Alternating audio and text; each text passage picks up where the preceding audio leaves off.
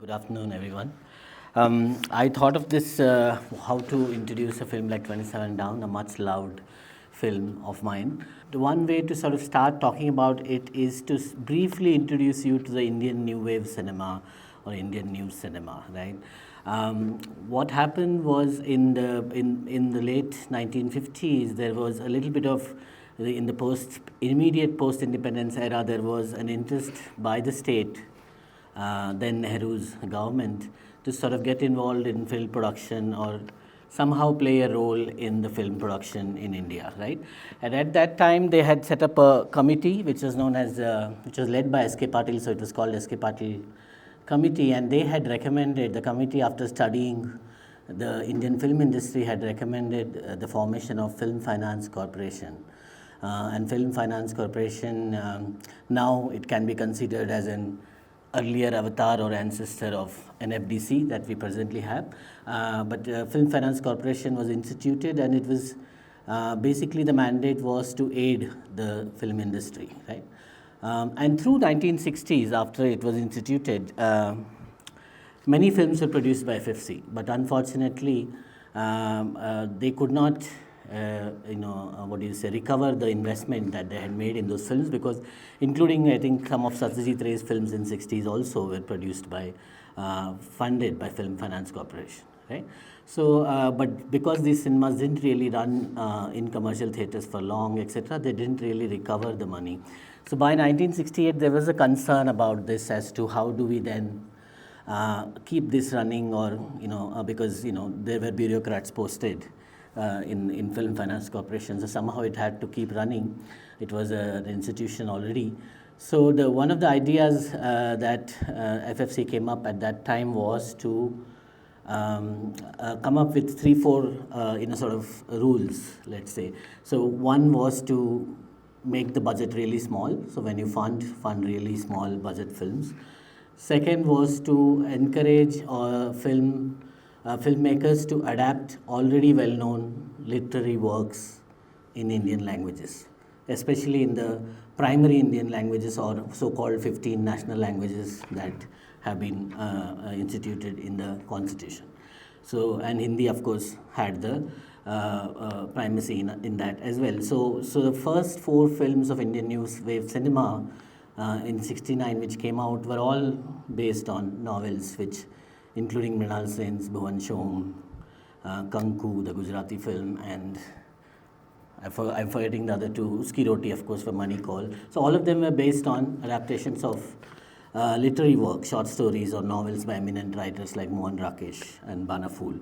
At that time, so this film comes in that sort of model of FFC. So because this is not far from 1969, the first 4 films of Indian New Wave, what we call.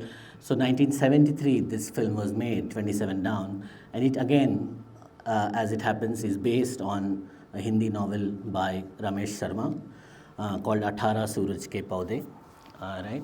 I think loosely translated at 18 pots of sun, right, I guess, or plant pots, that is.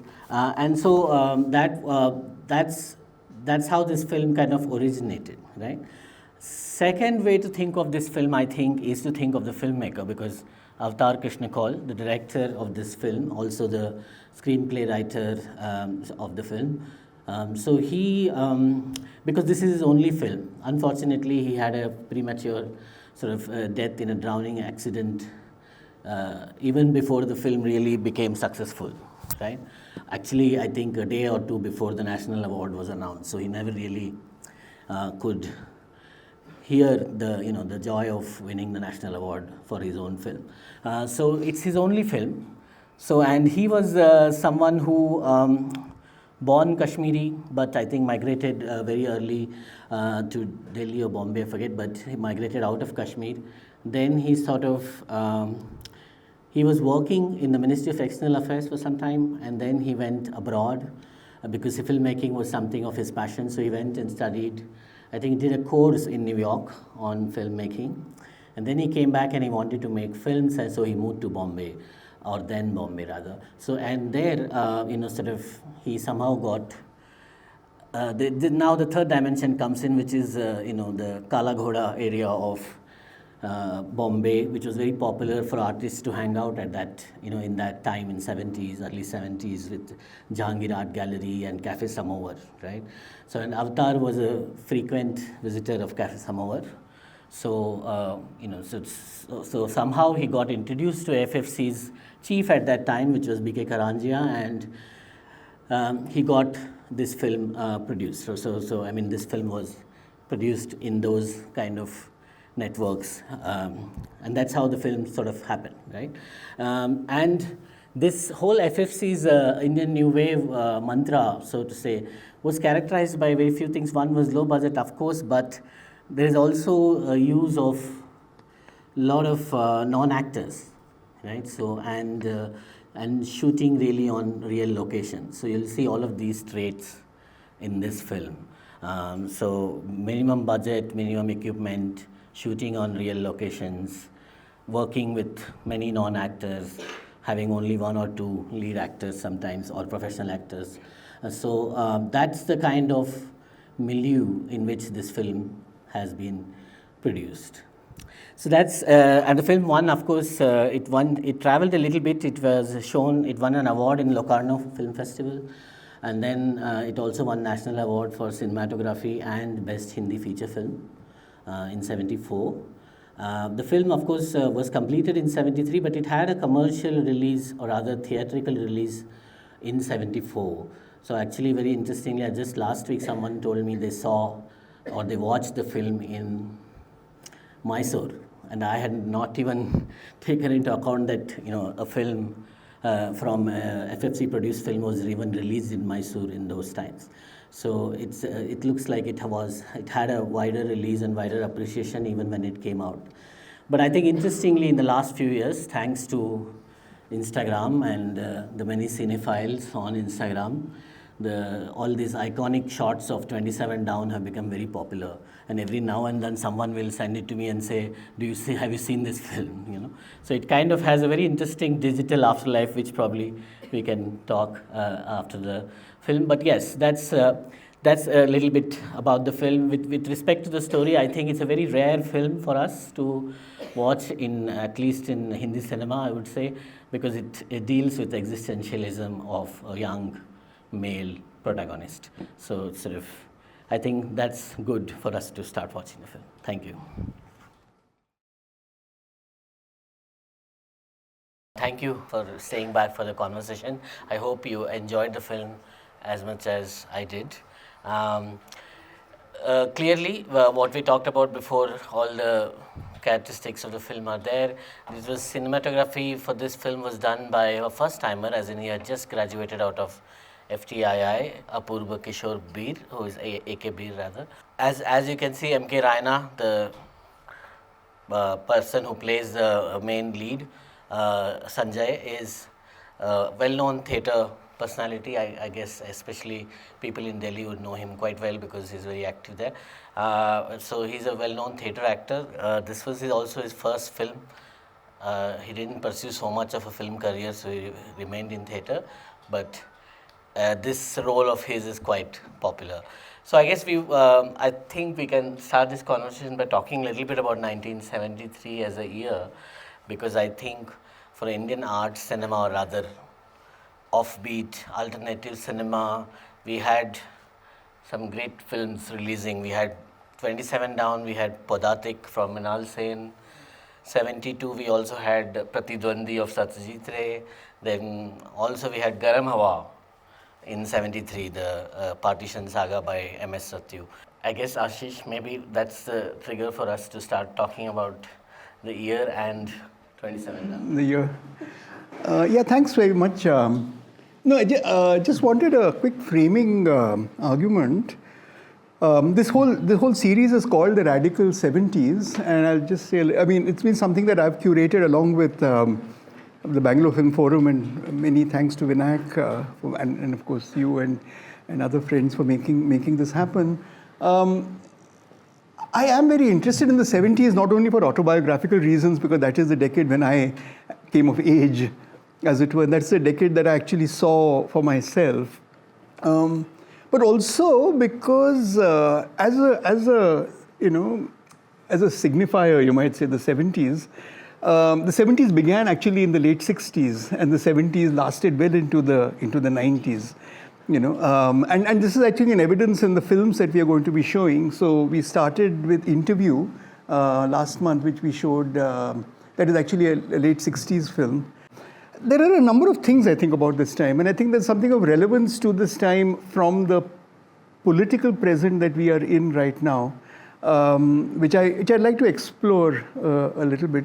I think one thing which has been very important for me, which I think is a political question for now, is that as we see the possibility of political action or the impossibility of political action, the question of why art at all, is art, it got any possibility of contributing in any way to the political process? And this particular problem of trying to find an aesthetic resolution for a clearly political problem is something that I associate in the 70s.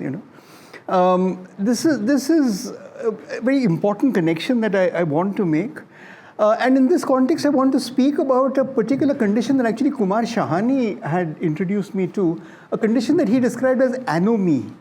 The term he actually comes from Emil Durkheim, and interestingly, it's a term that is used by Rajni Kothari in the book Politics in India as a experience of a certain condition of everydayness or of indifference, where you actually are incapable of action, which is something that Shahani was very, very interested in, where he said that you could neither, as he once put it in his early films, he said you could neither consume nor act.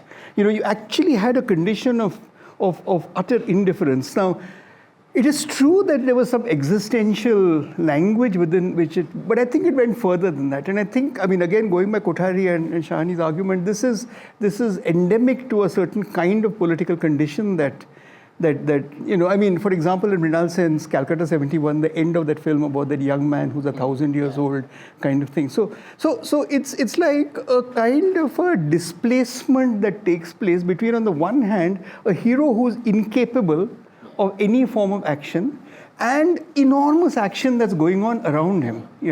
This was something that I think is in evidence. Albert Pinto, you'll see this, and Arvind Desai, yeah, absolutely. So this was it was a particular kind of cinematic history of the political, which I think we are associating with, shall we say, aesthetics, which is a very loose term, as something that deals with the problem that otherwise the language of the political cannot capture. So this was just a framing argument I wanted to make. Two things I wanted to very quickly say. One is about this guy, this Kaul, Awtar Kaul. Now, I didn't know Awtar Kaul personally, and at the time when one was kind of coming of age, as it were, as I was saying, in the mid-late 70s, this was the film that was very often talked about as the true masterpiece of that time. The other Kaul, Mani Kaul, used to be a great admirer of this particular film. I think everybody said that the soundtrack was where he got killed because, the overuse of music was where the fatal flaw of the film was seen. But he is interesting because he actually studied in the 60s in the City University of New York, if I'm not mistaken, and had very distinctly avant-garde legacies. He comes from the New York Film Co-op, the New York School, great admirer of Hollis Frampton, and Michael Snow and Brakhage and so on. So this was a specific legacy that he had, and as you mentioned earlier, he died unfortunately just soon after the film was actually finished and did not even get to see the award. There's a famous story about how he died 48 hours before the National Film Awards were announced, which were part of the myth of the time. And he uses techniques that are very similar in a way to Mrinal Sen's. Mrinal Sen, we discussed the last time, actually used to constantly shoot documentary shots of the political situation in Calcutta. And he spent a lot of time actually doing documentary footage of trains. I mean, he actually shot railway trains all the time and in a kind of relentless way. And so that particular kind of documentary Cinema moment. verite style, right? Yeah, it is very because of the handheld shots, I'm saying. Handheld very much there. Handheld is very much there. But there's something else, which is that, I mean, it's an argument that I've had that realism in Indian cinema, realism probably anywhere, but realism in Indian cinema is an aspirational thing, It's something that films aspire to and are in fact something much more complicated. And so there's a kind of a diversity of cinematic legacies, from melodrama, through to calendar art, through to, of course, verite, through to a filmmaker who says, yes, I saw Truffaut, yes, I know what a handheld shot is, yes, I know what a jump cut is, I know what freeze frame is. So the ability to actually produce that cinematic language was really fascinating for me. Yeah. There's more to be said. But yeah, I mean, I think it's also, for me, what interests is also the emergence of some of these innovative techniques because of the sort of the production conditions that the films are made in, right? For example, the very famous shot of 27 Down is that people alighting from the train in VT, right? So, and that was, pretty much a luck shot for, if you read the interview of Awtar's brother who was in the production, I think it's easy. They go on the terrace searching for some spot and find some place to, and the camera is not able to go. Then Awtar is supposed to be an authoritarian kind of director, so he insists that he take that shot, and somehow its timing is so perfect that the train arrives and then people, sort of alight, and then it becomes this iconic shot of the film, and which has sort of, as I was saying earlier, has become sort of very much the symbol or representation of the 70s art cinema of India on Instagram and the digital afterlife that I see. Very interestingly, you see 27 down shots coming through. And the way they were operating itself, like, because in a very guerrilla style, right? Same with like Mrinal Sen's early Calcutta trilogy films, at least Interview and Padatik, is that the cameraman is hidden amongst the general public. The public doesn't know that he's shooting a film, So there are many shots in this, even inside train shots where he's walking as a ticket collector. Those are all shots where people don't know that it's being shot for a film. So it's like, there's very interesting ways of this whole idea of making a film. The intent is serious. There is a concern for aesthetics, but the ways which are being done is like the passion is sort of making them do all this sort of, even with one heavy Reflex, which he has to do a handheld. It's quite a heavy camera, the old Reflex camera that he uses in this film. I mean, kudos to them. They could achieve that. So I think that's the question of aesthetics, which sort of compared, I guess, if we think in the larger context of even the cinema of 60s everywhere, French or even New York cinema, for example, is that something to sort of think about if it emerges out of? I mean, there are many things about aesthetics at that time, and one specific thing about that is actually from a very specific point. In fact, the Churchgate station. So you took it from the first floor, and there's another very famous shot. So this was Charles Correa, who has only ever directed one film. It is actually a film directed by Charles Correa. It's made by Films Division. And that particular film was his argument for what was eventually going to be the Twin City, which was the Thane, Belapur area. And the entire point of this was basically to show the sheer volume of people who come into Nariman Point every single day. And he was making a specific architectural argument for why, I mean, not the architecture, but the kind of urban planning argument for why actually South Bombay needed to be depopulated, and you had to actually move the city away from Nariman Point and into the Thane Belapur area. So there's a specific geographical aspect to this Churchgate station shot there. But the other thing is, I think that the aesthetics, see, at that point of time, the kind of cinema that these people were reacting against was really the political films division documentary form, in a way. I mean, that was really so the aesthetic thing, I mean, it's a bit like the current situation where you have what filmmakers today will describe as creative non-fiction, and that creative non-fiction is defined against the kind of classical documentary style, so it's precisely not that. And aesthetics comes in almost as a condition of negation, where you say aesthetics means not something else there.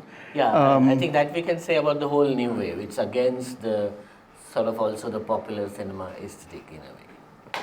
On the other hand, the use of Rakhi is a specific, I mean, the story goes that she, I think, she read the script, and again happened because of Cafe Samovar, I think, so sort of thing. So yeah, that she read the script and she liked it. In an interview she did with, I think, in Mami, when a new film was coming or something, few years ago, she talked about it. So she just liked the script and did it, and which is very surprising, because if you see, I was looking at her filmography in 73, 72, she has all popular films releasing, just around this film. So it's very interesting that a star who was already a star at that time didn't feel too weighed down by her own stardom, in a sense, to make a decision to be in this film.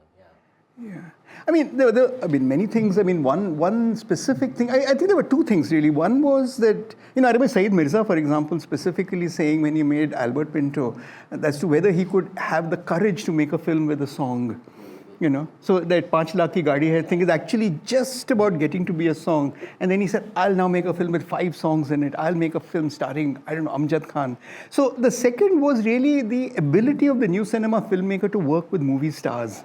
Was an aspiration. So it was not, I'm not terribly sure that the new cinema was anti-popular, as much as it was trying to qualify to be able to do that, to be, so I think it was actually, the problem was really, it was anti a certain documentary legacy, and in a way I think the soundtrack is really a documentary. So, what's his name, Vijay Raghav Rao, who was really and that is the effect actually that this particular film seems to inherit. Yes, that's, and it's very minimal in the sense that I don't think they really planned for much of a soundtrack.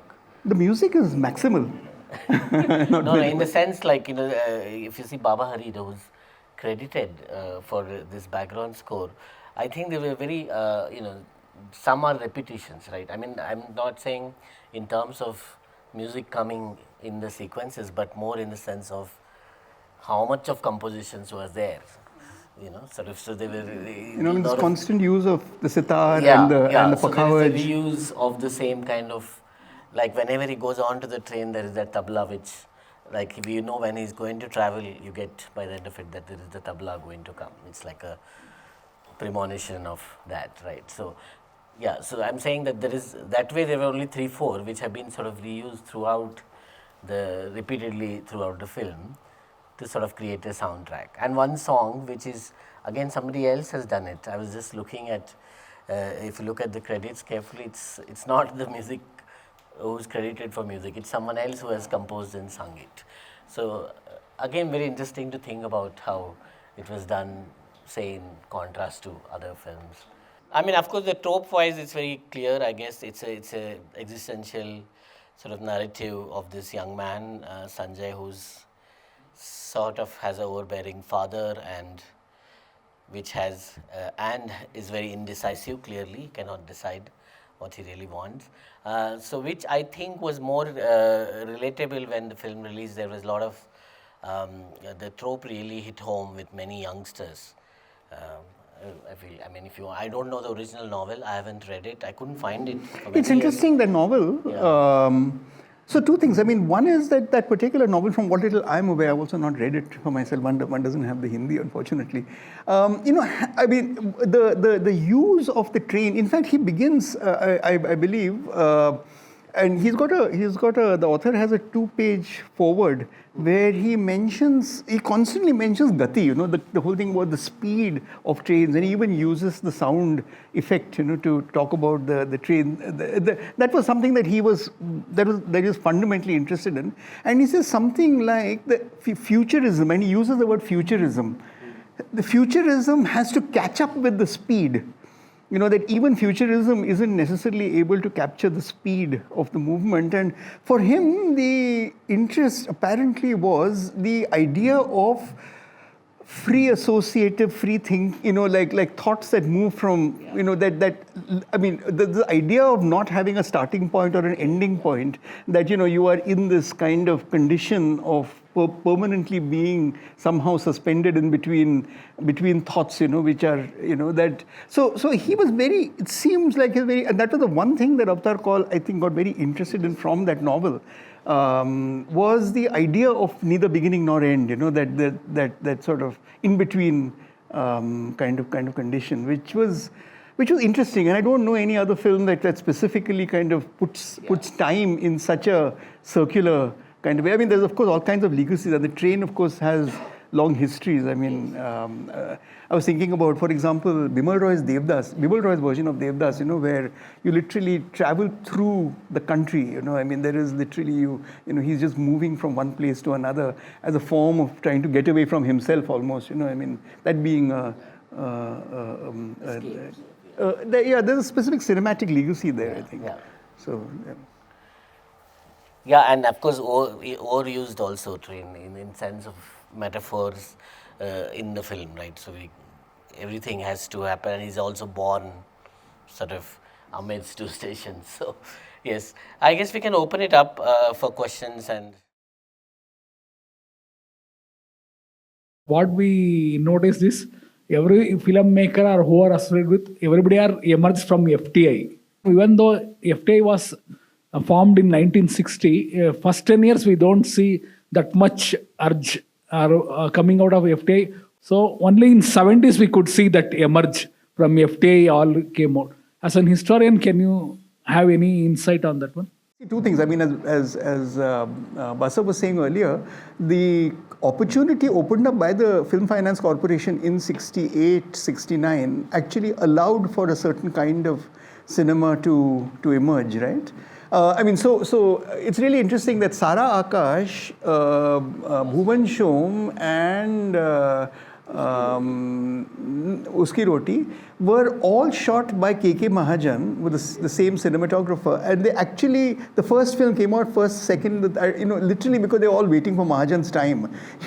He was the person who was shooting all three films. Now, when you take Mahajan's own work as a cinematographer in student films in the FTI in the mid-60s, you are seeing, so for example, Kumar Shahani's film called A Certain Childhood that he made in FTI, they did something very interesting. They actually encountered Godard at that time, and they were able to put on the turret of the camera a light. So the light actually moved physically with the handheld camera. Handheld cameras was, I mean, that was a very verite sort of effect, I mean, the lightweight RE cameras that you had. So there were all kinds of shifts that I think take place in the late 60s that make a lot of things come together.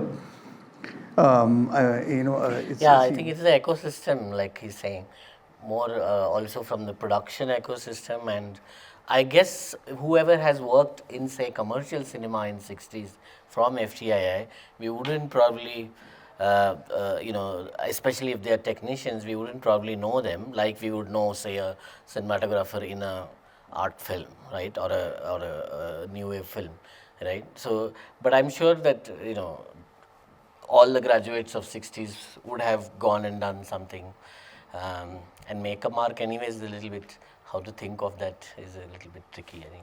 Yeah. You framed the protagonists in action against politics. You said you framed it against the political climate or apolitical climate. One, I wanted to understand what you meant by that. And secondly, when you said the 70s extended into the 90s, I think I also wanted to understand what you meant by that. Well, no, I mean, the specific thing about the 90s is the fact that, I don't remember the date of Piravi, 93? 89. Okay, but it's set in 75. It's actually about an incident that took place in the mid 70s. So that's what I meant. The ability to set films in that time. That was so. I mean, the films that we are going to show begin in the late 60s and go into the late 80s, but around about the 70s. So the 70s as a certain kind of signifier. No, I mean, see, the thing is that I have been very interested in the question of the political. Yeah, I mean, what happened, I think, was that see, even with this very famous book called Politics in India, which is one of the founding texts of the social sciences in India, Rajni Kothari's book, he even there largely speaks of politics as a parliamentary process, party politics and all that stuff. He, of course, I mean, then he would, with the emergency, also sort of talk about a certain manner in which a sort of a social transformation takes place and how the old elites, in a way, actually start clamping down on a vastly expanded zone of the political. So it's true that you can actually talk about politics within the language of parliamentary democracy. But I think as we start moving more and more into from, I think, the mid 70s to maybe, I think it's really probably the early 80s, which is when you start getting the first glimpses of economic liberalism and Indira Gandhi's return and so on. For example, the women's movement. I mean, the idea of the political as something that isn't only to do with, the idea of the personal being the political, for example. I have been interested in the whole question of subjectivity and the formation of the political subject, within this sort of both the historical frame, but also as something that's literally experienced. And so,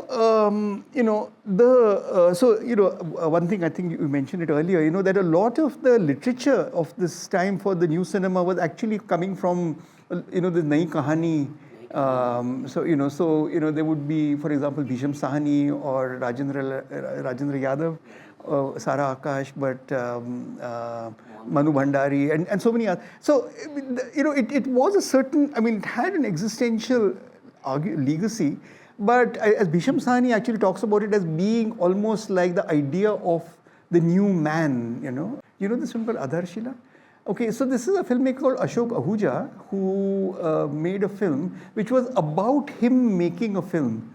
He starts out by making a film which is a fiction film, and he makes a series of films, supposedly, which you get a kind of a little anthology of the sort of cinema that was being made. And then he wants to make a film in the industry. He can't make a film in the industry. He gets hooked by a guy who sort of takes his money and so on. And then he finally realizes that the film that he has wanted to make is the film that he has been making. So then finally the end of the film is the film that we are actually seeing, and you get the audience looking at the film that he was making. This is a very classic kind of film of that time, and he ends this whole thing with the idea of a new man, which was very much one of the slogans of the Nai Kahani kind of situation. And this idea of newness was not the language of political radicalism. It was really a kind of a language that came, as we say, from the existential. But for me, the reference to this anomic condition, this condition of indifference, they actually, a lot of these people read the Camus very,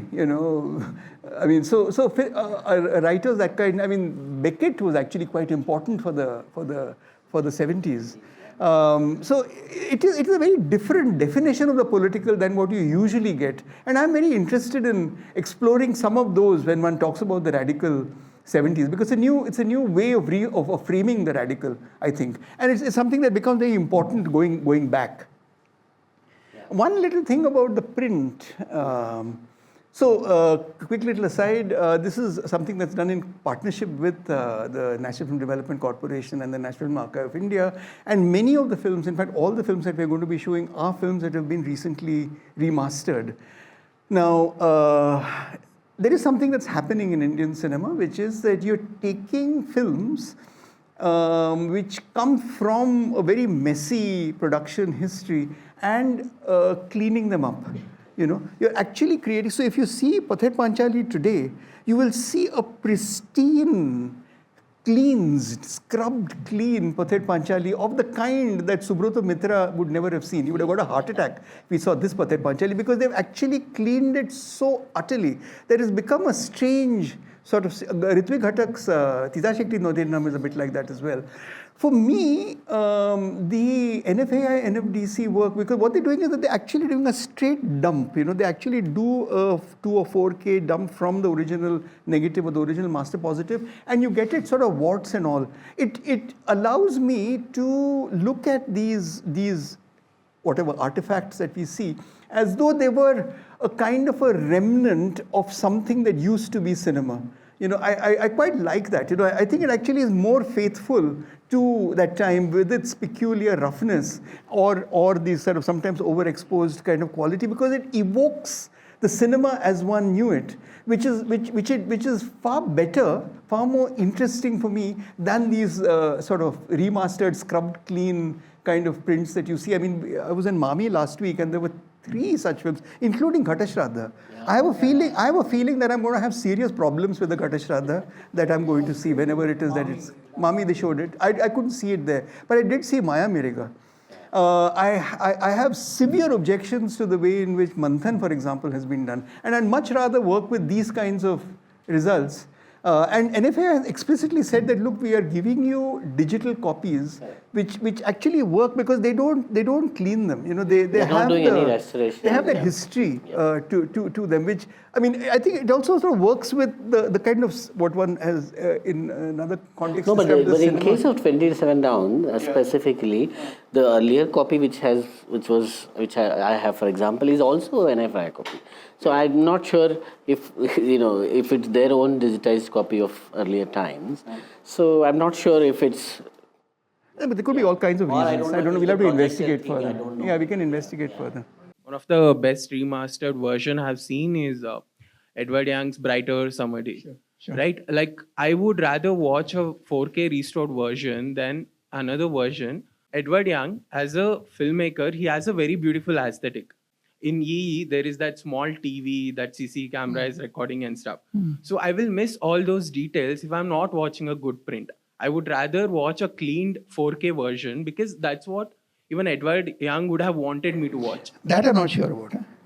I think that's something he would have wanted. As a filmmaker, I don't think somebody would aspire to not have a clean footage. No, well, yes and no. Unless it's their yes and aesthetic no. choice. We need to argue about this, and I think we need to specify. I'm saying that this argument has not happened in Indian cinema, and when it does, what you and I need to do is to actually watch the Edward Yang or any of these films, because I'll tell you what's happening. What's happening is that the way that these prints are being cleaned up. I mean, let me give you a trivial example. Okay, it's actually a true story. It is a true story in which Prime Focus actually telephones the National Film Archive of India and says, that Mrinal Sen's Bhuvan Shom, that tanga that was shaking like that, we've cleaned it up. It's actually clean now. So sometimes what happens is that they go overboard. The kind of over cleaning may look pristine, may look great, but it actually is. I mean, essentially, my point is that it's an interpretation that you are giving to this original work. You are reworking it in a different context. Now, if you are doing it and saying, look, this is my interpretation of that film, then fine, then it's your interpretation, that's your work, as it were. But what they do is that they claim, as you're doing, that the reinterpretation is actually as per what the original filmmaker wanted, and we don't know, we can't say. Pathet Panchali, for example, the Pathet Panchali you get today, I have a feeling that they've added a tiny bit of monochrome tint to this print, I think it's not a black and white film anymore, and we do not have Subrata Mitra to tell us what he thinks of what's going on here. So I'm saying that this is it's something you're taking from somewhere. It's I mean, to use another term, it's a kind of a reification, that's taking place. But I think you're being a little purist here when you're saying that. I'm not being purist. No. You're being purist. No, I just want to make a little point, because what I want to say is, Yes, I'm against them over cleaning anything or like making a shaky motion into like a very stabilized version. Maybe the director would have wanted it back then or not, but there are no more to tell us what they want anymore. That's there. But to say that okay, why can't we consume Pater Panchali in color? You can't. You absolutely can. Yeah. If you want to have a colorized Mughal-e-Azam, feel free. But then it's a colorized Mughal-e-Azam. It does not claim to be the original. It does not claim to be as per what the original filmmaker had wanted. Essentially, I'll tell you what, there's a specific theoretical problem here. Okay? The theoretical problem is that the entire history of cinema restoration is going with the concept of an original. Yeah, that basically oil on canvas, which is it's like how the original artist had wanted it, is how we are going to bring to it. Now, as you know, even in Michelangelo's Sistine Chapel, there's been controversy around what they have done to it. The problem with cinema is that there is, as the art historian Rosalind Krauss calls it, copies without originals. Okay? There's no such thing as an original. There is a negative, there is a dupe negative, there's a master positive, there's a release positive. And what you do in many cases is that take bits and pieces, all of them, to create some illusion that what you're getting is the original. That is where the problem arises. Now, if you say this is a new interpretation of the film, this is a new version of the film, feel free. But then this is the new version. This does not claim to be as per what the original filmmaker had wanted. That is where I have a problem. But it's a little more complicated than that, no, Ashish? Because in many a times these restorations are also taking place in collaboration with the filmmaker. Who unfortunately is buying into this? Yeah, that's the complication is what. No, it is a complication. I know that many of these filmmakers love these remastered prints. I have a problem with it. And I do not necessarily trust the filmmaker to be the best authority on even the film he has made. And filmmakers, Navroz Contractor, for example, the great Navroz Contractor, whom we also admire and so miss, loved the Duvidha that's there. I do not like the Duvidha, and I have argued with him about it. And he actually admitted it. He said that, look, this whole remastering technology is a very steep curve, and I don't know what they're doing. We actually, you were there, when we saw that Duvidha, it's an abomination. This is not the Duvidha. So I'd much rather the kind of historical accidents and the kind of messiness that you get in a film like this, because it allows me to interpret it differently. So I'm actually not being purist. Essentially it comes down to this, right? What are we talking about? See, for example, what I'm doing today, what we are doing today is specifically in hindsight. There is no way that we could have had this conversation about 27 Down versus the 80s. Yeah, this is specifically hindsight, and all of these materials, to use a term from archiving language, these assets or these artifacts that you have are actually the basis by which you can reconstruct history. You can reconstruct whatever you want to inquire into. The problem that arises, partly copyright language is very crucial, because the person who holds the rights is the person who can do whatever he or she wants to that. So if your Mughal-e-Azam can be colorized if you have the rights to do so, for example. The problem arises is when that kind of language of copyright ownership is translated into authorship, and the author then says that I made the film and therefore this is the only way in which I want it to be seen. Then I want to say, hang on, you made the film, you've done your job, I'm going to now interpret the film as I choose to. And in that situation, I feel that my interpretative capacity is curtailed by this remastered version, which will insist on my having to see the film in this way and no other. Whereas this particular form, which has got far more historical accidents and far more, all the imponderables of history, including the fact that Basav's print lying in his house is a better print than what we've spent 15,000 rupees acquiring, is part of the process by which we can actually inquire into 27 Down, in a way. And it is the enemies of that kind of conversation which actually exist with this kind of the language of pristineness, so to say. That's where I'm coming from on this. Also becomes the audience's film once it is... Yeah, exactly. I just have two questions. The first being about John Abraham. Since you are involved in restoration projects, I've been trying to find a copy of John Abraham's Vidyarthigale Idile Idile for quite a long time. Indians, HTTP, .ma has it, yeah. But he needs to be a member. He can't. You're a member? No, he's not a member. If you're not a member, become a member. If you become a member and if I like you, then you can have a free download copy. All right, that sounds great. So number 2, you earlier mentioned Camus and the influence he had on films around this point of time. So Camus' literature can be interpreted in 2 ways. At least from my experience with people, they interpret it in 2 different ways. One, you just accept life as miserable, which is kind of what the protagonist here is doing. Whereas some other people have a more positive outlook on how Camus views life, which is, there might be no meaning to it, but what you make out of it. Here, the protagonist fails to do so, which I think is something I have noticed in a lot of older Indian films where the protagonist just accepts whatever miserable condition they are in and fails to, act out against it. Unlike something like Interview, for example, where at the end of it, he at least tries to throw a stone. Yeah, do something about it. So, what are your thoughts about it? I have a very, very personal story to tell you about Camus. Shoma Sen, who, as you know, was recently, and her daughter Koel is here or will be with us, I don't know, somewhere. Shoma, I actually, on the 18th, I had dinner with Shoma Sen. So I was asking her, what did she read when she was in jail? And she said, Camus.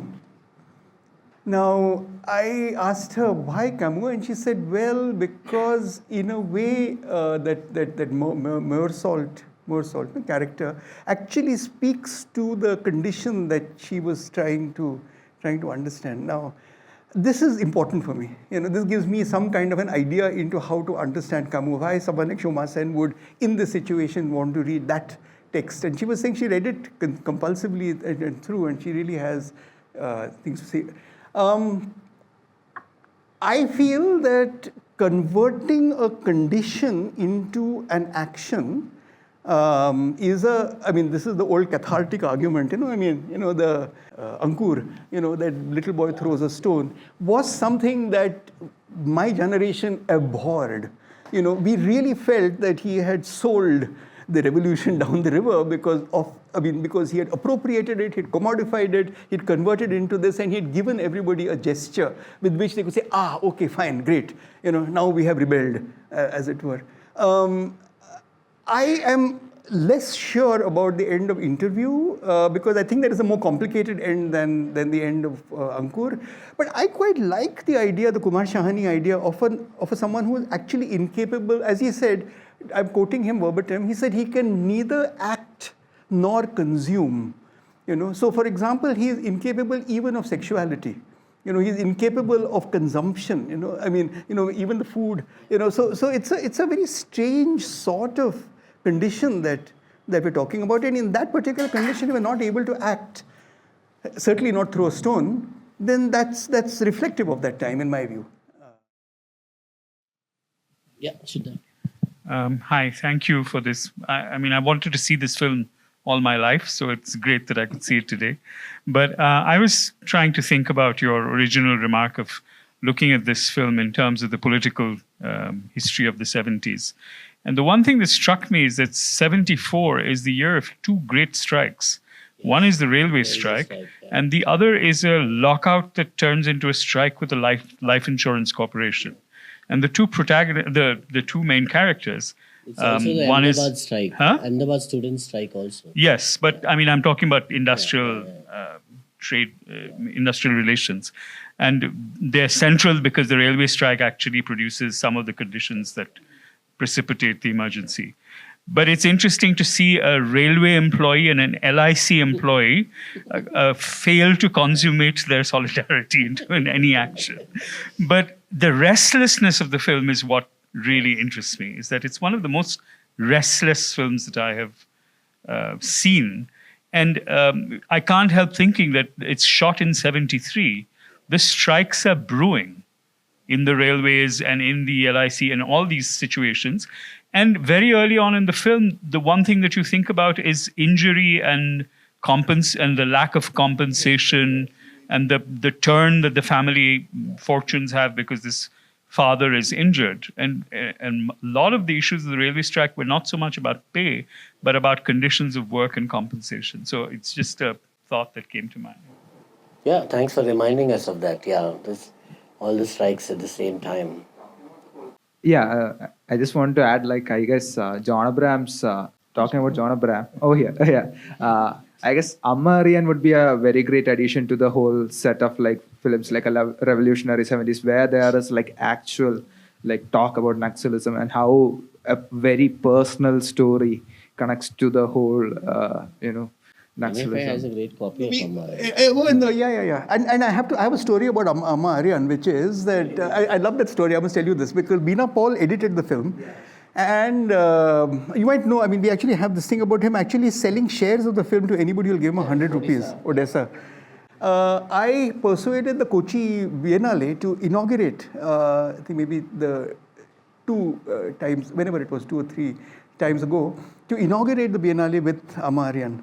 And we had a real problem about who to ask for permission. And Beena Paul said that what we should do is to actually make a copy of this film 60 lakh times and give a copy to every single person in Kerala. She had another one, which is to say that whose permission do you want? She said, just go into the street, find the first person you find, and ask him to sign a copyright release form for Amaran. and go ahead and say that, look, we have the permission to show Amaran. And we didn't do quite that, but no one asked us about permission to show that particular film. We are not, there's a little bit of a, Vinayak, but there's a little bit of a secret of why we are not showing Amaran in this series, and that is that all going well, the Bangalore Film Forum is reserving John Abraham to have a retrospective of all his films. Which is why we're saving it up for when it's not showing in this series. Otherwise, very much it would have been there. Also, I mean, because we're showing Uttarayanam and we're showing Peruvi, we didn't want to have too many Malayalam films in our series. I mean, I think I just wanted to add that there is this stories of finding these films is quite exciting, and I've also been a little bit trying with Saeed, as you know, and Girish also. We have lost. Nobody knows. The filmmaker themselves don't know who owns the film many times. I think it also speaks to the times of the production times of that era, especially of this alternative streak of cinema that we had, right? They don't even know where the prints went after the film was made. Albert Pinto ko gussa kyun aata hai has a problem. I know that. I talked to, Vinayak had reached out to me. I asked Saeed. Saeed doesn't know. Because their loan has been repaid. So if the loan was repaid, then the right goes back to the filmmaker, right? But Saeed being Saeed doesn't know anything about it. He doesn't want to deal with the question itself. I want to go back to the same question about inaction when you said his inaction is representative of the time, but that contrasts every other film that we have in this series. He's the only one that doesn't really take any action. How is that representative of the times? Well, I mean, that cannot be statistically proven. No? The kind of diversity of films that we are showing, so just to quickly recap, Interview, this one, Uttarayanam, Holi, Peruvi, and... but Uttarayanam is very similar, huh? Indeed. Uttarayanam is very similar. Is like this. Yeah. No, for me, it's the, to use, I mean, Ray mentioned Kumar Shahani's characters. And he said that, like Bresson's Mouchette, she suffers inwardly and wordlessly. This is Ray's phrase. So the idea of inwardly and wordlessly suffering is a cinematic idiom. I mean, I think Kumar would specifically claim that he kind of got some of this from Bresson.